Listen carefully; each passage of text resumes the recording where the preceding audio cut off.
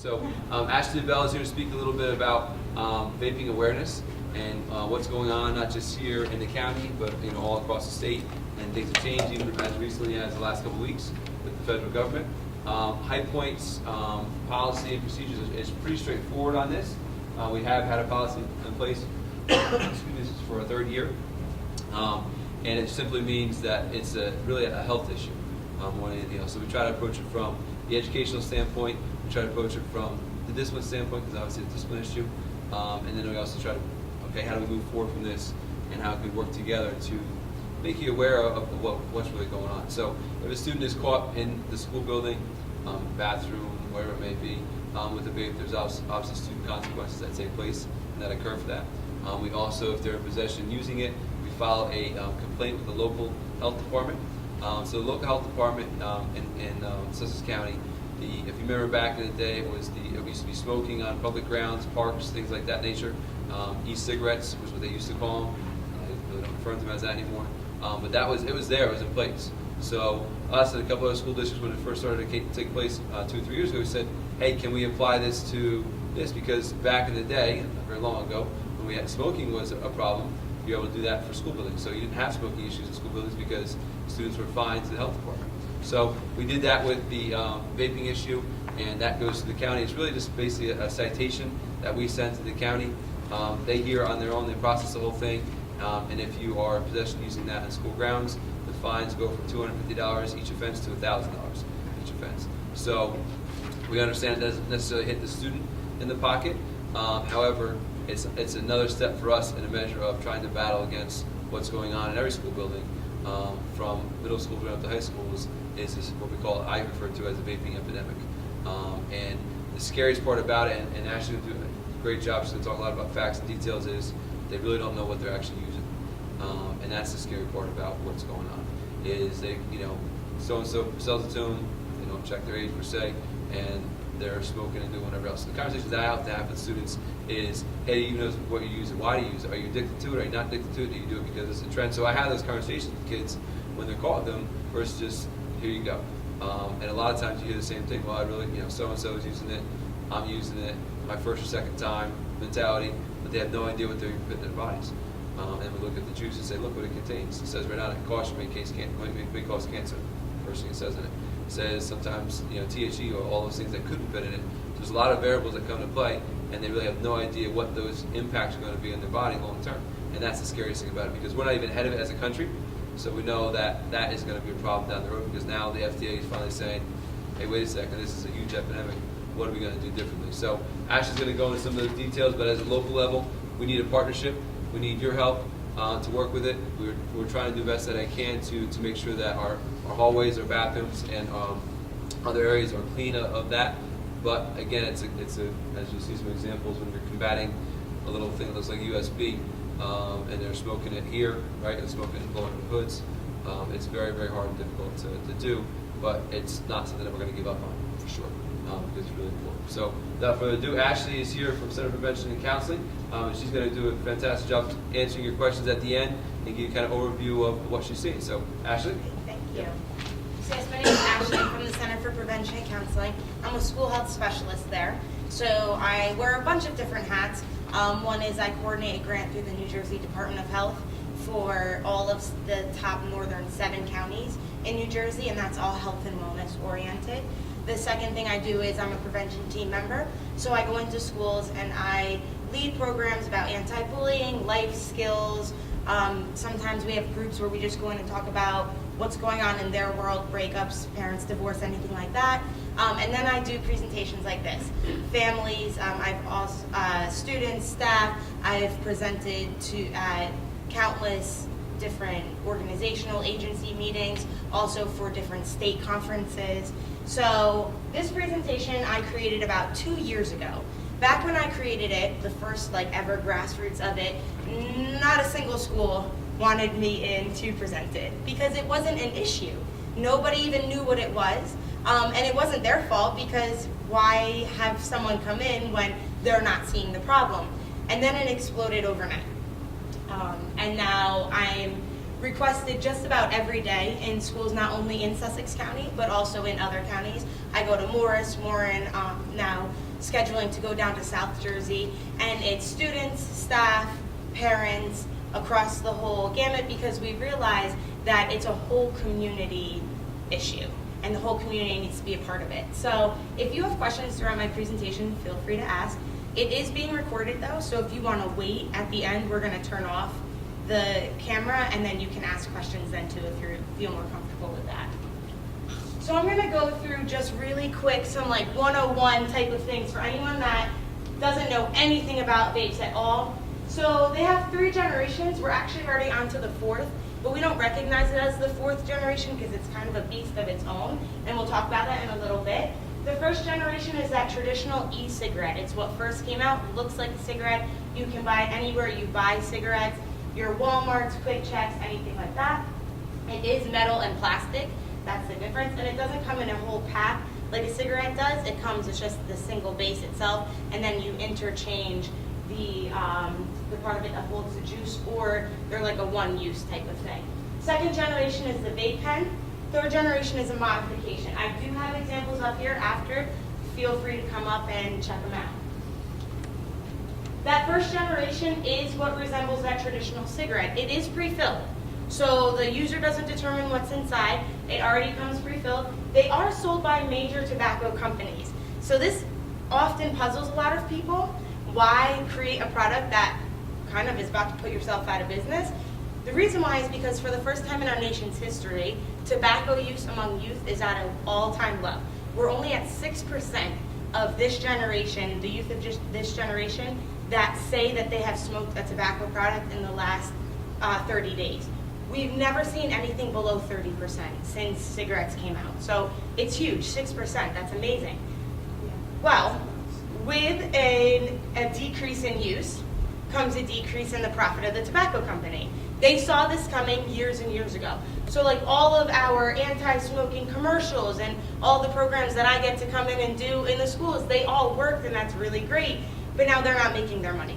So they develop a product, they label it as a product that's going to help current smokers quit smoking. The thing is, active smokers don't like them. They're too heavy. They're just not, a lot of smoking when it comes to the active smoking and tobacco product is more like that fixation of the feeling. And yes, there is the tobacco and there is the nicotine with the addiction component, but it's a lot of like the actual use of it that a lot of people are addicted to, the habit of it. So long-term users didn't like the original e-cigarettes. They just didn't feel right. They didn't produce the same type of fix that they were looking for. So they weren't that popular with that type of crowd until the young generation then got a hold of them. And what was happening was, because they were being marketed to people that to help them quit smoking, it then created this persona of, well, this must be safe, these must be safe and okay for you. Back when they first came out, a lot of people were under the impression that they were water vapor, that they were really healthy, and we'll talk a little bit more about the misconceptions of that once we get to the breakdown of vapes and e-juices themselves. But just important to note that those first generations were sold by major tobacco companies, and they have been clinically tested. Now, just because something's clinically tested doesn't make it safe. It just means now we know what's inside of them. Our second generation, those vape pens, these are customizable. They're refillable. The user decides what's inside, okay? Or you can go to a vape shop and buy the juice yourself, but you do fill it in yourself. They're not sold by major tobacco companies. This is where you go to your vape shops or online. Our third generation, that modification. Here's one that's like an average size modification. Completely customizable, refillable, programmable. I mean, you could hook this thing up to your computer and decide how hot the coils get, how big the cloud's going to be, how much juice you can hold. These are really just up to the user's discretion as to what it can do. In the beginning, these modifications were what were really big. But now we're realizing that this is more for like the 20 to 30 crowd, and what's really big with our high school students are those jewels. And that's why I say there is a fourth generation. It's not just your mods anymore. And Juul's just one brand, but we'll talk a little bit about that a little later. So now, back to when these products first came out.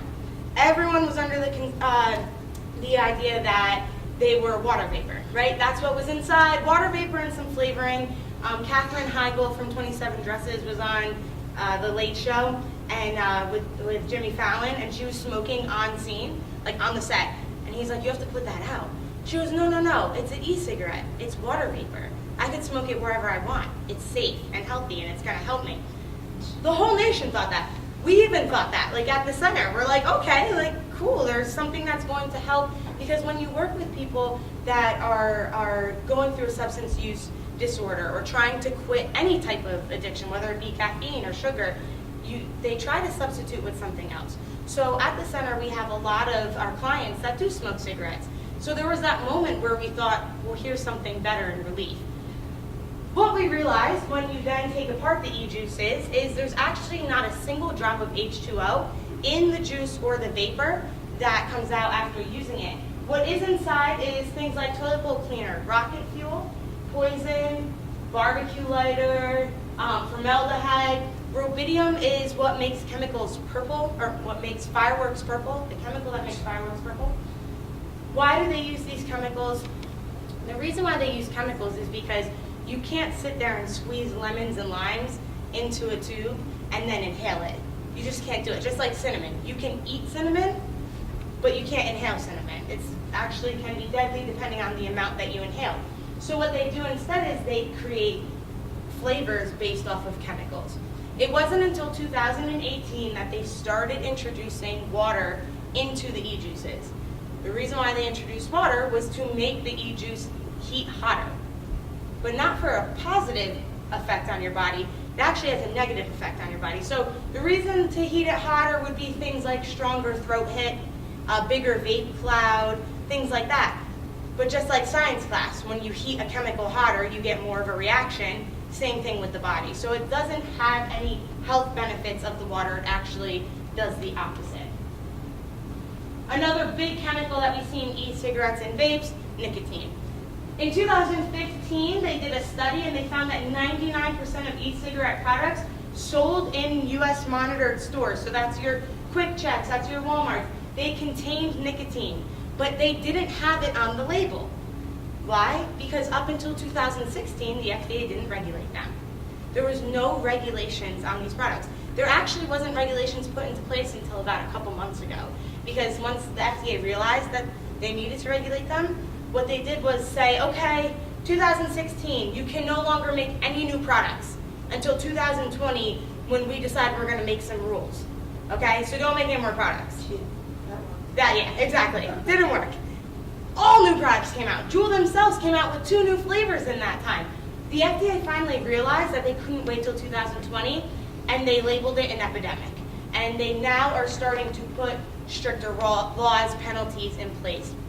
So now you do have to put on packages that there is nicotine inside, and you can come up and look at these after too, nicotine inside of products. But back to 2 years ago, not even a year ago, you didn't have to. Not only that, but now we still have all those products out there that aren't labeled correctly. And same with those chemicals. No labels on the chemicals. There was no safety instructions of how to package the products themselves like we see other products have. So back to that nicotine harm. Why is nicotine such a problem? It is that component that gets someone hooked and addicted. All right, it is what is inside of a product that even if the product doesn't give great effects, like usually first-time users, they have headaches, their heart rate increases, they feel very anxious. Okay, so why do you go back to using it? Well, because there is that addictive component in it. And again, we're talking 99% of these products had nicotine. So on to, I'm actually going to skip, we're going to go back to this real quick. I'm going to go right down to here because we're talking about nicotine. On to the Juul. When the Juul first came out, a lot of our youth were under the impression that there was no nicotine inside the pod. All right, so here's a pod. That's what it looks like. It goes right into the base, just like that, and then that's all you need. All right, and you inhale. There's no coil in there. All right, you don't need obviously a lighter or anything like that. You inhale. Now, in one of these pods, again, a lot of first-time users, back when they first came out, thought there was no nicotine. There's actually the same amount of nicotine as a pack of cigarettes in one pod. But the difference is it's nicotine salt. Nicotine salt is 75% more potent than original nicotine. So when we talk about like marijuana and we say, oh, this isn't your grandmother or your mother's marijuana, right? It's much more potent. Same with nicotine. This isn't the nicotine that you see in your cigarettes. 75% more potent. So there's actually what they say with the potency about 3 packs of cigarettes in one pod. Every teen or even adult can smoke them at a different rate. I run some groups throughout the county. A lot of my information not only comes from scientific research that I've gone through, but I talk to students. I go into vape shops. I talk to the owners. I let them know right up front, hey, like this is what I do. Help me, educate me. So I really have all sides. But a lot of teens, some of them can go through one of these pods, in a day, easily in a day. Now, that's like a heavy user, but that doesn't mean that you can't increase to that point. When we talk about the Juul, that's when we kind of talk about that nicotine addiction. And I was running a tobacco cessation group with a group of high school students. So they chose to be there. So that's a group of high school students that already recognized that they were addicted, and they chose to come to this group for coping mechanisms and strategies to try to quit. When we talked to them about the Juul, they were like, I'm not addicted, I just don't want to do it anymore. So, but I just need help stopping, right? And right there, well, you need help stopping, you don't want to do it, you're addicted.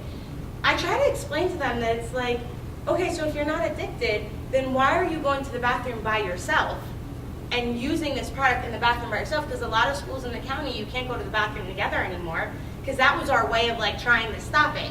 Oh, it's a social thing. They're doing it together. Okay, you can't go to the bathroom together anymore, but they're still going to the bathroom and juuling, because it's not a social thing. Old school tobacco use was. Not for everyone, but it was around the water cooler, right? You all took your break at the same time. You were stressed out, that's what you did. Here, it's not so much a social thing, because they're doing it on their own. And I would talk too about, okay, so if you're not addicted, then why do you hide it in your bedroom and use it there? Why do you bring it to school? Why can't you go 8 hours without using it? Why don't you just use it when you're home? And that's kind of what opens up the conversation and makes them realize, wow, you know what? There is something about this product that isn't what I thought it was. And I do need it. One of my girls, she kept saying over and over, she's like, I don't even like using it anymore, but when I stop, I feel like really crappy. And that's when we talk about withdrawal. So when I talk to my students about withdrawal, a lot of times we discuss the signs of withdrawal, and then we talk about like other substances that they know of people, how they withdraw from them. Nicotine harm, back to that nicotine that we were talking about up here. The thing about being addicted to nicotine, and we'll get into this when we talk about secondhand smoke and third-hand smoke, or third-hand nicotine, you don't necessarily have to be the one using the product, okay? So if someone's like at a party, or if someone lives in a home where people smoke, you don't have to be the one using the product to get the effects of that. And we'll talk about that a little more in a little bit. But back to those chemicals. So all of those chemicals that make those flavorings, back in 2001, a popcorn plant in Missouri was shut down because a lot of their workers were really, really sick. They were coughing up blood. They were having a really hard time breathing. 2015, we now see that about 35% of those workers actually have what we call COPD. COPD is what we see in a lot of long-term smokers. It's when the smooth muscles in our lungs and heart start to kind of shut down and they don't operate as well. So back to 2001, that popcorn plant, they were shut down. They couldn't figure out why everyone on the packaging floor was sick. What was happening? They tested the water, they tested the soil, they tested the product. Then they tested the air that they were inhaling. And they realized that the component, the chemical that makes that butter flavoring in microwave popcorn is called diacetyl. It's FDA safe and proven okay to eat, but it's actually near deadly if you inhale enough of it. So when they were packaging it, it was being released into the air, they were inhaling it, and now they were having these problems. Harvard Medical did a study That's supposed to say 93% for anyone that's really great at math. I'm not, so that's why this slide is wrong. But no, 93% of the chemicals they tested, of the e-juices they tested, had diacetyl in them. 93% of the flavors they tested had diacetyl in them. That product that now is banned from being used in other, whether food or any type of thing that you can consume. Why? Because it can be deadly. These are reports that are starting to come out that make us realize how unsafe these products are. The problem with trying to teach youth why smoking vapes is so bad is because they don't have long-term effects in front of them, okay? It was easy to convince them that smoking tobacco products was bad because they have a friend's mom or a grandma or maybe their parents that they see what long-term effects of smoking are. It's right in front of them. They don't have that for vaping yet.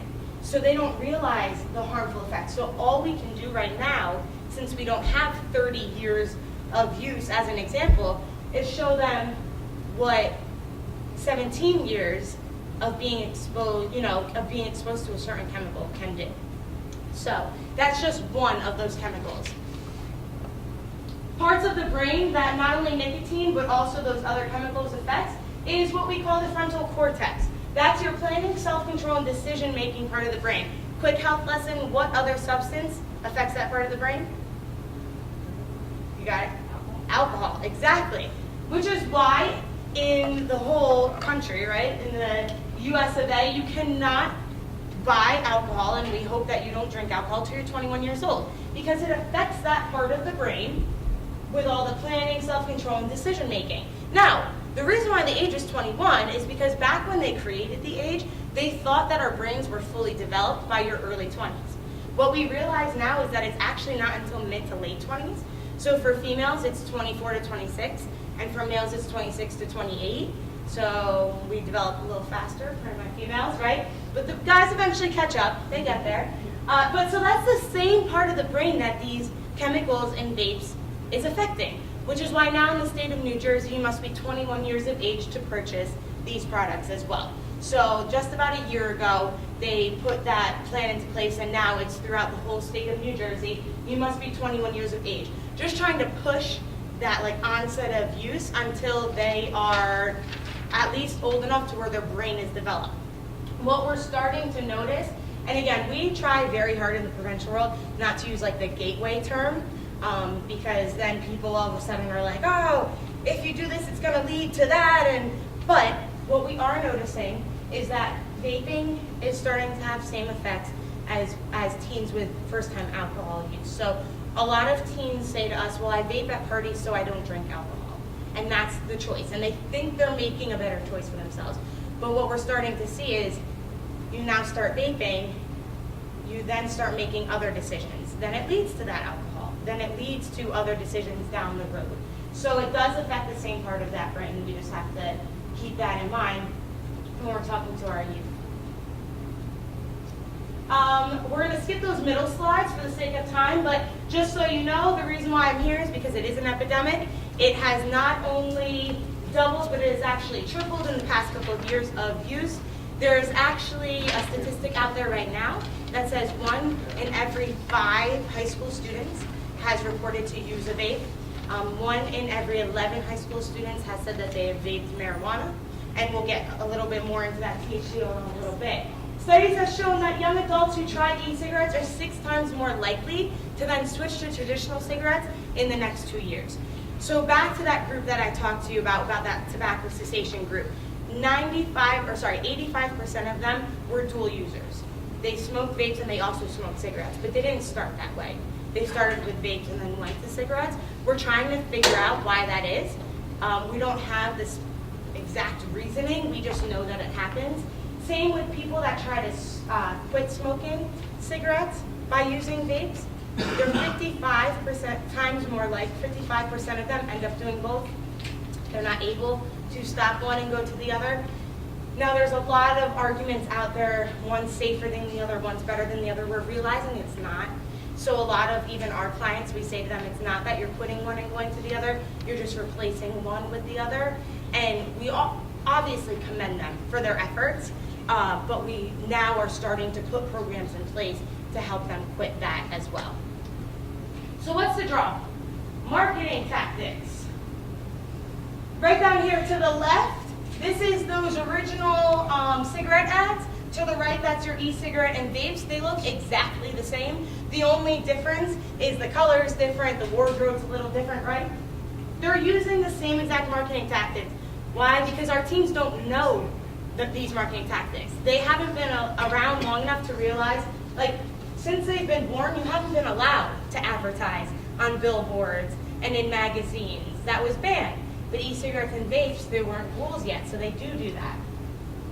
Juul, one of the biggest culprits, right? So, back when I first, so this presentation changes a lot, but about 2 weeks ago, I put this slide up here for the first time. 2 weeks ago, I read an article and I was following the FDA. They gave Juul 60 days to prove that they were not marketing to teens. How do you think they did? Not so great, right? So now Juul has their own new rules. They had to get rid of all of their social media, right? Because what age ranges are on social media.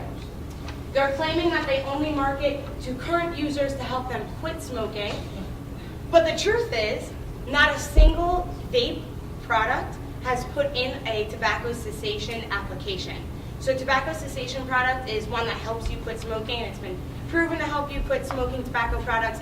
Not a single vape product has actually gone through the application process to allow themselves to deem themselves like that. So they're doing it right now, even though they have no proof that it actually helps or works. So they had that 60 days. This is their advertising. They didn't do great. They didn't pass the test. So now the changes they've made, a couple of them. They got rid of all their social media. They no longer sell the fruit-flavored pods in your convenience stores, okay? But you still can get them online.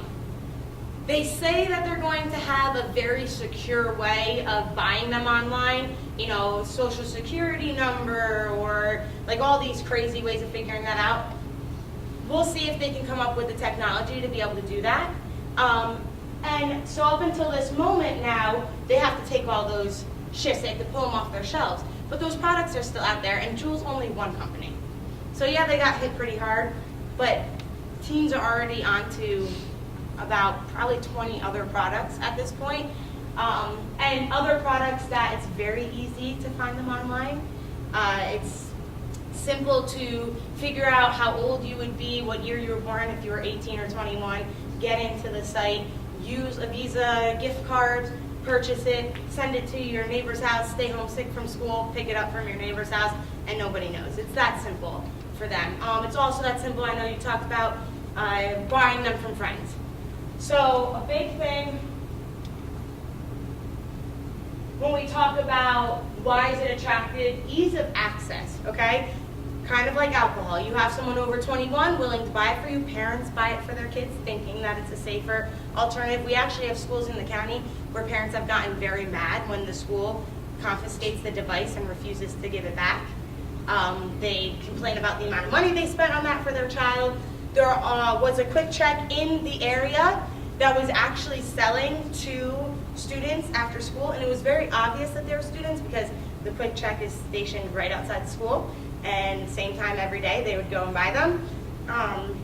So they have now kind of been, that whole process has started, and they're going in and figuring all of that out because a lot of places do sell to underage students. Now, at our agency, we go through, we have educated as many of the sellers in our area, we talk to them about it. So then what happens when they don't sell at the convenience stores anymore?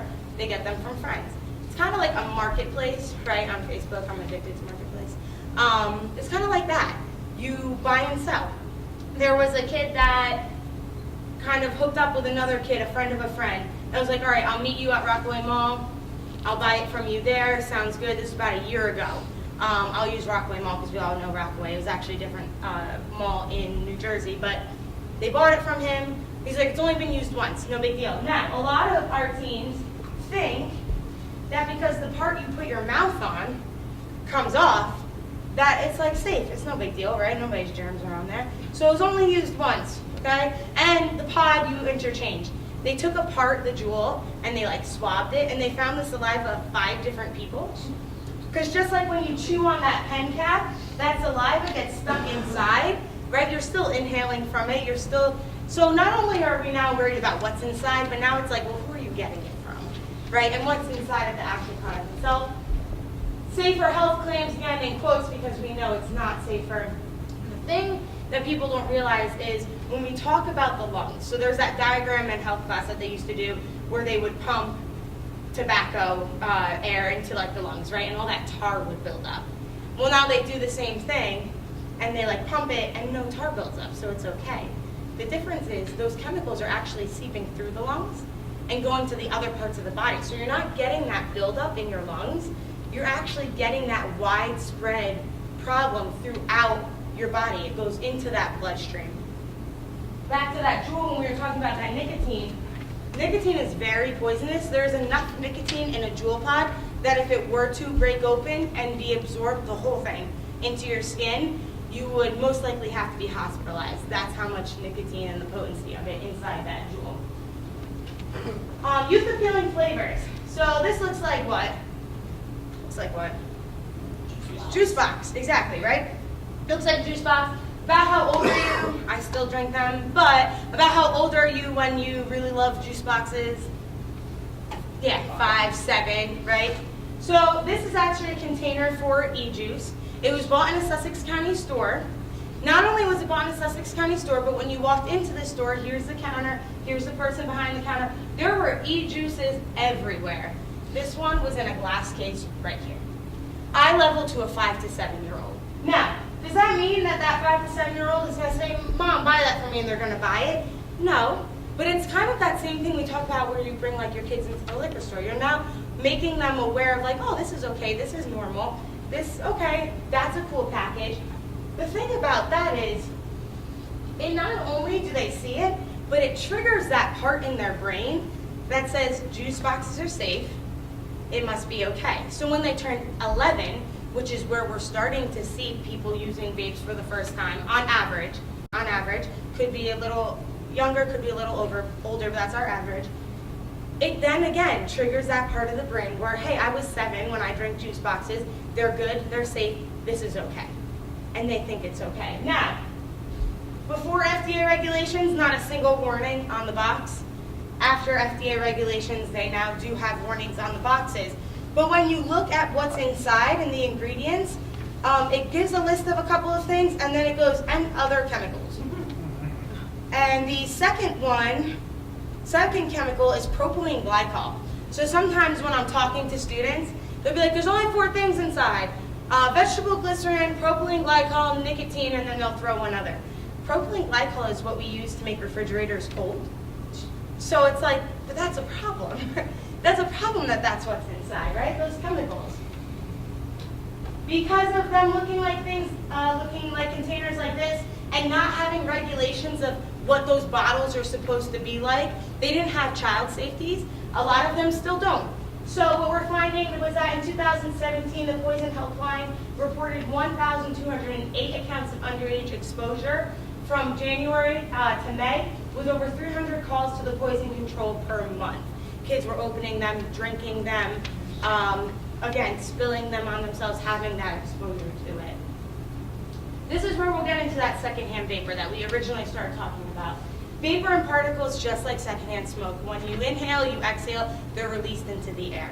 The problem with secondhand vapor is just like secondhand smoke. You're now inhaling all of those chemicals that were inside.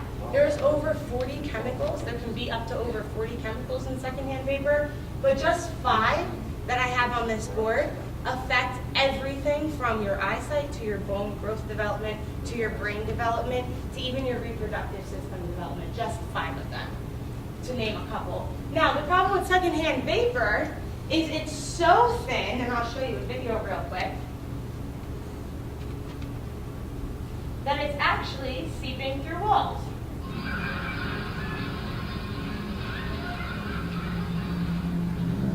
Even if no one in your home smokes, secondhand smoke can be closer than you think. Secondhand smoke from a neighbor's apartment can enter your home through air vents, through light fixtures, and even through cracks in the walls and the floors.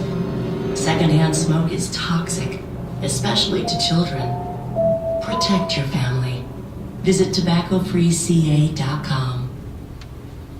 Now, this was one of the first ever anti-vaping commercials to be out there. California was the up and coming. They were right on the cutting edge of that. New Jersey is close behind with them. We just received a grant at my agency to put out a vaping educational curriculum, to create one, to bring it into our schools, to bring it into our community, to be able to afford advertisements like this. Unfortunately, we don't have the money of big tobacco, so that's where we have to wait for grants like that to come out with things like this. But this commercial right here is the first example of how secondhand vapor can move through cracks in walls, ventilation. This is why a lot of towns are now putting in town ordinances, so it's not a whole law throughout the whole state, but each town adopts it on their own, to have no smoking in apartment buildings. So your apartment building is your home. So legally it's your choice what you do inside of it. So just like we can't smoke in school grounds, we can't smoke in hospitals, in your home you decide. They're now starting to say, okay, well, secondhand smoke and secondhand vapor, if I'm on the top level, your smoking is rising up to my house and creating issues with my children or myself. Some towns have adopted it. Some towns haven't, because it creates that whole well, this is my house, I want to be able to do what I want to do.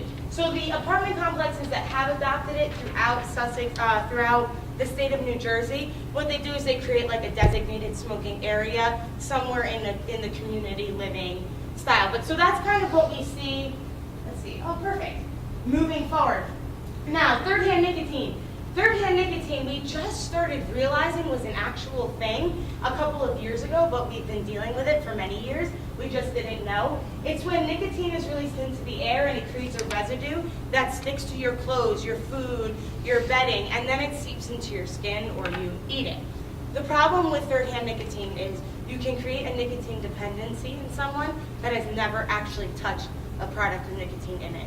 So, true life story, I know someone who, all growing up, he would be fine at home, he would go to school, he would get headaches, he would throw up, his migraines were so bad, he had vision problems, he'd go home, was fine, no problems.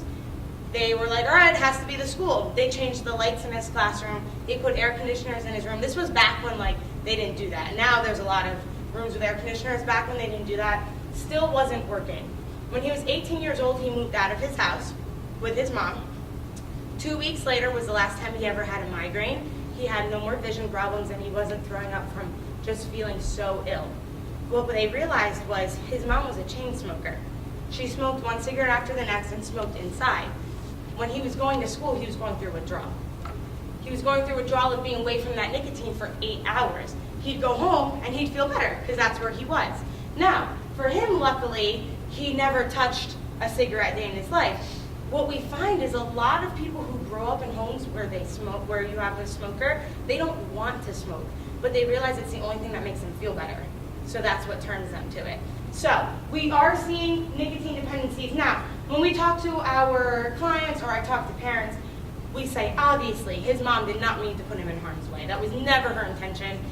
So we talk to them about how, let's designate an area in your home. Can you smoke outside? If the weather is bad, where can you go? Things like that, to just try to keep people away from that secondhand smoke and third-hand nicotine. Another thing that we see that doesn't happen with every device, but certainly is something to be aware of. An e-cigarette exploding in a man's pocket. He was working at a store at Grand Central Terminal when his pants suddenly and literally caught on fire. He's in the hospital tonight for burns. CBS's Christine Sloan spoke with his co-workers. It looks like a bomb went off in the store clerk's pants. An explosion in Otis Gooding's pocket as he works behind the cash register of this wine store inside Grand Central Terminal. You can see the flames, the sparks flying from his pocket, where co-workers say he kept an e-cigarette with a battery. All of a sudden, I thought he had fireworks in his pocket. Gooding was standing behind that cash register right next to John Lee. Lee says he could feel the heat from the fireball. Then we realized it was a e-vapor cigarette, a high-powered, high-voltage battery. Emergency crews on the scene at Central Cellars taking Gooding to the hospital. Here's what's left of the e-cigarette and battery, in pieces, charred. John Carson spoke to Gooding on the phone. What did he say to you? Well, he just said his leg and his arm has second-degree burns. Gooding's attorney Sanford Rubenstein says his client actually suffered third-degree burns and is undergoing surgery. Right now, his parents and all close to families come to the hospital, so he just asked for privacy. It's not the first time something like this has happened. A 14-year-old maimed and blinded after he says an e-cigarette exploded in his hand at the Kings Plaza shopping center. A Kentucky man suffering burns when an e-cigarette battery blows up in his pocket. At the wine store, friends banding together to help Gooding, even raise money for him, hoping he recovers. Inside Grand Central Terminal, Christine Sloan, CBS 2 News. There's another story of a man that was driving and it exploded in his pocket, so he wasn't able to get it out. Luckily, he didn't cause an accident, but he did move off to the side because he wasn't able to get it out. It burned all the way down to his bone, and they had to remove the device from his thigh bone. Now, does that mean that it happens with every device? No, it doesn't happen with every device. But how many of you remember the Samsung phones that kept exploding? Now imagine that's because that battery is constantly uncharged, recharged, overcharged, undercharged. A battery is not meant to go through all of that. Now put that type of battery next to the chemical that makes fireworks purple. And just imagine what happens. So that's what we're seeing. It doesn't happen with every device, but it just happened right in Newton. A woman was in Kohl's and her pocketbook started to smoke. They had to call the fire department. It happened with us. For a while, we were actually carrying a lot of different devices that schools confiscated that gave them to us for educational purposes. And all it takes is a quick little tap of that button as it's sitting in your pocket or sitting in your bag. We had a bag full of them and it started smoking in my coworker's car. I mean, luckily she saw it and got the bag out, but the plastic was actually melted to the device by the time she got to it. So just another thing to think about, another worry that we have with these devices. We talked about the FDA, we talked about tobacco cessation products, new and upcoming FDA regulations. There are going to be big changes, but with any big change, there's time that has to go and that time that takes place with those changes. So state by state basis for laws, every state is different when it comes to the legal age to purchase these devices, where you can smoke the devices. But in the state of New Jersey, it is prohibited by law. Anywhere that you can't smoke a tobacco product, you can't smoke one of these products. You must be 21 years of age to legally buy them. Now, what to look out for? Okay, this one right here is just another product. A lot of teens will say that it's like a portable charger. Okay, that's how they get away with using it. We're not going to watch this kid's video, but this is what I watch every day. So we're going to skip it because his voice is kind of annoying, but that video is all about how to get a stronger hit to the dome, is what he says, right? How to inhale it so it goes straight to your dome. I watch videos like that for hours every day, not because I want to, but because that's where you get information. That's where the students get information. It's where children get information. They pay these kids to review their product, whether they like it or they don't like it. They tell you how they feel about it. They'll show you tricks you can use for it. And that's where a lot of our, especially younger youth, are getting their information, their newest products, what to do with them, how to use them. This is a jewel hidden in a Sharpie. Some can get pretty creative. A couple of different products to look out for. And again, not only to look out for so you know, hey, if you see something on the left is e-juice, on the right is the actual juice, but also for your kids' sake. That looks like juice. It looks like a juice box. Again, it's triggering that part of the brain that's oh, this has to be safe. All right, again, that e-liquid on the left, the actual food product on the right. E-liquid on the left, food product on the right, almost identical. Now, what's new? What does that look like? A jewel, right? Looks like a jewel. This is actually the next wave. That right there is strictly for THC use, so marijuana. THC is that psychedelic component in marijuana. Strictly for THC use, looks just like a jewel. Even comes in a package that looks like a Juul. All right, the pods look exactly like a Juul. But this is cool because it hooks up to your phone. So you can actually control how much THC you're smoking by an app on your phone. The problem with THC in a Juul, or, because again, they can get it into the Juul, it's very simple. You can watch a YouTube tutorial on how to put it into the Juul. With a product like this, or in the Juul, or any type of e-juice itself, is you cannot detect when someone's smoking THC oil. You can't smell it, you can't taste it. All right, I was actually standing right next to someone. We were waiting in line, a ridiculous line, to go into a haunted house. We were there for 2 hours. She was a friend of a friend. She was so anxious when we got there. She hated everything about it, almost punched the guy in the face because he like scared her, right? She was just so jumpy. About an hour and a half waiting in that line, all of a sudden nothing fazed her. She's like, whatever, I don't care. And I looked at my friend and I'm like, what's going on? Because like, kind of like, the queen of, I get it, I get all about vapes and Juuls, like that should be the opposite. She should be more hyped and anxious. And she goes, no, I'm pretty sure she's smoking pot right now. Now again, this is like what I do. I've spent years learning about these products. I've been in vape shops, I've talked to teens. I had no idea that's what she was smoking because there's no way of being able to detect it. And that's why a lot of schools, when they first came out, they were sending them out for 18A. Evals, they were taking the devices themselves and getting them tested. Again, just different schools throughout the state, what they were doing. Things like that can get pretty pricey, but just so you know what to look out for, a lot of parents that are okay with vaping, they might not necessarily be okay with this. So keeping an eye out on those new current trends. Anyone that's trying to quit, njquitline.org is a great place to go to. They are developing their vape help that they have, but as of right now, they're mostly tobacco use. But just like our agency, it's kind of something that happened overnight, so we're developing products as time goes, and so are they, to help people with that vape cessation programs. When we talk about vapes and e-cigarettes, a lot of times parents get very discouraged. And they're like, well, what are you doing about this? This is never an issue in the past, now it's an issue, what's going on? What you have to remember is that every generation has their product that's an issue, okay? At one point it was cigarettes, another point it was alcohol, then it was marijuana, right? Every generation has something that we're trying to compete with. And we will come full circle and have them realize like why it's so bad, what the harm is in the future for them. But right now we're kind of like, just that grassroots part of it.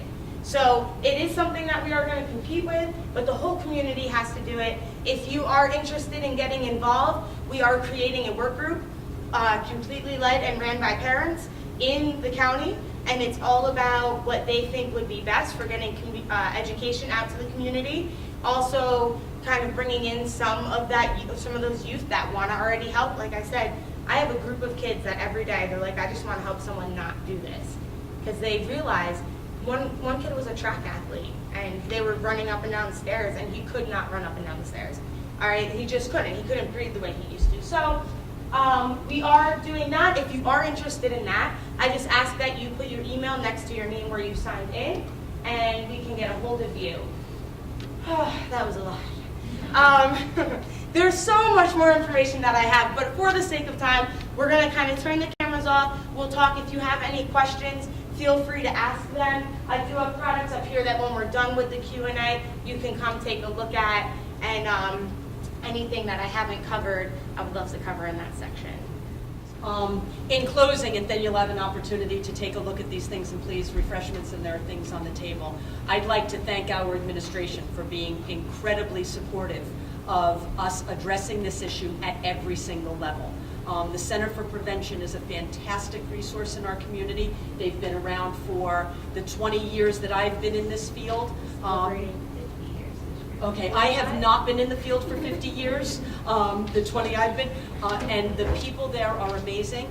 Their resources go from community members wanting to get involved all the way up to intensive outpatient treatment for teenagers and adults. So they really cover for our community every range of substance use issue.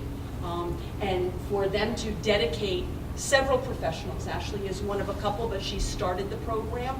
to come to our schools and make sure that we're addressing it really is a credit to their dedication to the issue. Our administration being willing to have them come in and cover the issue from students to staff to parents is a commitment on High Point's level too, so I appreciate that. If you are interested in getting involved at the local level, this program tonight is being sponsored by the Sussex Wantage Municipal Alliance. There is also a Frankfurt, Lafayette, Branchville Municipal Alliance. It's called Central Alliance. If you are interested in being a part of that, that is a group of community members that meet usually a couple of times a year. It's not time intensive, but the input is very important. And they have access to state funds, and they determine where those state funds are spent in the most effective use for their community. So if you're interested in being a part of that, I have a sign up over there, and we do ask that you complete the evaluation because that becomes a very important tool for the center, right? And I thank you very, very much for coming out. And if you have any additional questions, we're here, or contact Ashley at the center, me here at the school, Mr. Talamay, and we'd be more than happy to continue the conversation. Okay, thank you. Thank you, Ashley. Thank you, Ashley.